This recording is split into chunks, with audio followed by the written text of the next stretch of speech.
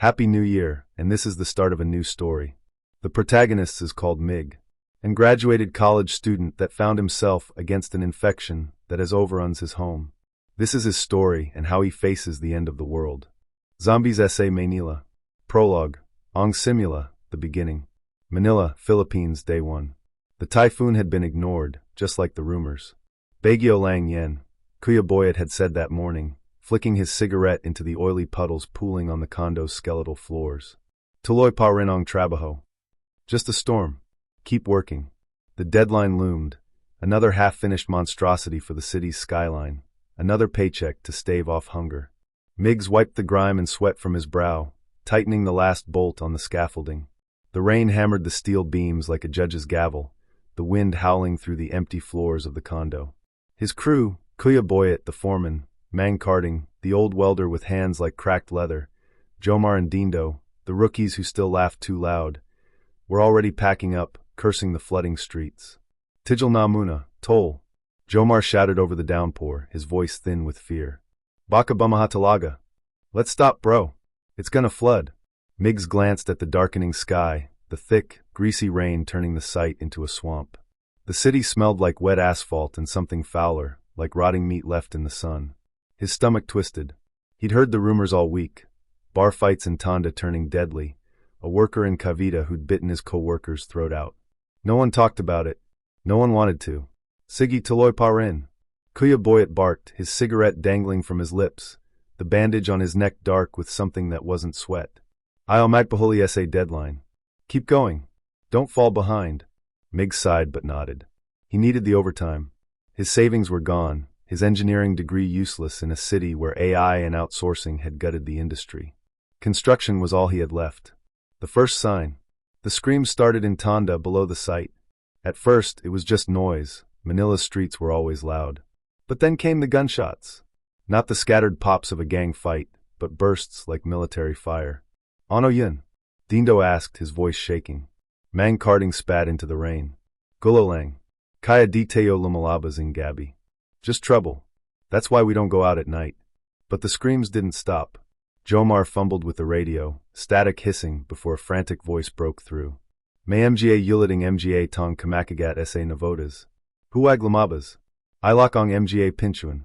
Reports of people biting in navotas. Don't go out. Lock your doors.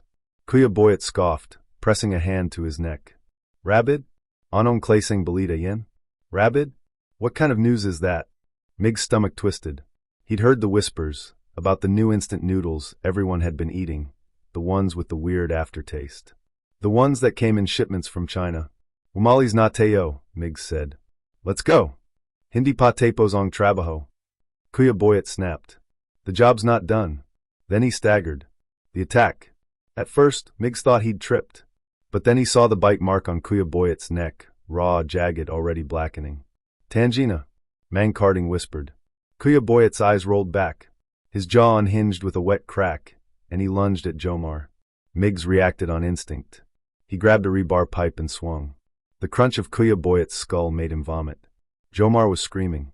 Dindo was frozen. Mang Carding grabbed the blowtorch and set the body on fire. Sunog laha, the old man shouted. Burn it all. The rain hissed as it hit the flames. In the chaos, Miggs didn't notice the pain at first. Then he saw the blood. Kuya Boyet's fingernails, now blackened, jagged things, had raked his forearm. Toll. Jomar's voice was hollow. Nataman ka ba? Did it get you? Miggs wiped the blood, his mind racing. Hindi. Shugat lang tu. No. It's just a scratch. But he knew. And he didn't tell them. The scratch. The pain came later. At first, it was just an itch like a mosquito bite. Then the burning. His veins darkened under the skin, branching like cracks in concrete. Tuloy lang, Batong engineer. Kuya Boyet's voice whispered in his head. Keep going, young engineer. Miggs clenched his fist, feeling the pulse beneath the wound, too fast, too hot. He didn't sleep that night. The city burns. By the time they reached Mig's apartment in Tonda, the streets were chaos. Military jeeps screamed past. Gunfire echoed from navotas. The radio was all static and panic. Miggs locked the door, boarded the windows, stockpiled the last of his canned sardines and rice. Outside, the screams turned to howls. And in the dark, as the rain poured, he heard it. Toloy Toloy. The voice wasn't human. It was Kuya Boyet's. But it wasn't him anymore. Zombies S.A. Manila. Chapter 1. The Scratch. Tonda, Manila, night of day 1. The apartment smelled of rust and fear. Miggs slammed the door behind him, bolting it shut with a scrap metal bar scavenged from the site. His hands shook, not from the cold, but from the memory of Kuya Boyet's jaw unhinging, the sound of his skull cracking under the rebar. Toloy Toloy. The voice echoed in his head. He pressed his palm against the scratch on his forearm. It burned, like acid seeping into his veins. Puid Pasiang Nachalong. Puid Pasiang Nabihe. We could have helped him. He could have lived. But he hadn't. One swing. One crunch. And now Kuya Boyet was out there, chanting in the dark. Miggs stripped off his wet shirt, examining the wound in the flickering light of a kerosene lamp. The veins around the scratch were darkening, branching like cracks in concrete. He pressed harder, wincing.